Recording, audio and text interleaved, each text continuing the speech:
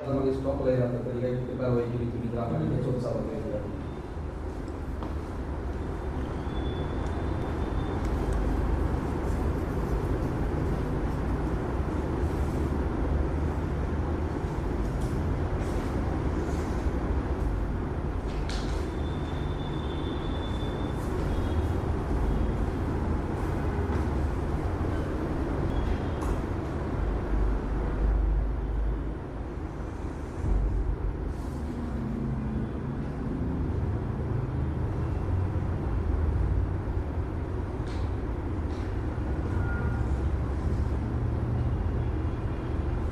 दाखल साहेबांना केलेला आहे. तर काय प्रकरण आहे, त्याची काय वस्तुस्थिती आहे, काय तपास सगळं निदर्शनास आलं त्याच्यात? सायबर गुन्हेगारी जगतामध्ये जवळपास देशातल्या बऱ्याच अकाउंट होल्डर्सचे फसवणुकीद्वारे पैसे अकाउंट्सवरती ट्रान्सफर केले जातात.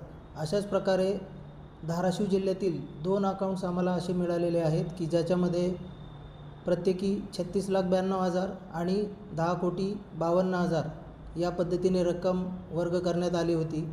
तर सदर अकाउंट्सच्या विरोधात आम्ही आमच्या सायबर पोलीस स्टेशन येथे 2 वेगवेगळे गुन्हे दाखल केलेले आहेत आणि त्या संशयित अकाउंट्सच्या आम्ही पुढे तपास करत आहोत आणि त्यातून इतर गुन्हेगार देखील आम्ही निष्पन्न करत आहोत.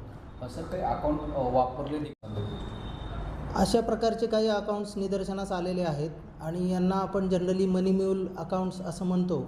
महाराष्ट्र सायबर जे महाराष्ट्राचं प्रमुख सायबर डिपार्टमेंटचं हेड ऑफिस आहे, तेथून आम्हाला अशा प्रकारची माहिती वेळोवेळी उपलब्ध होत असते.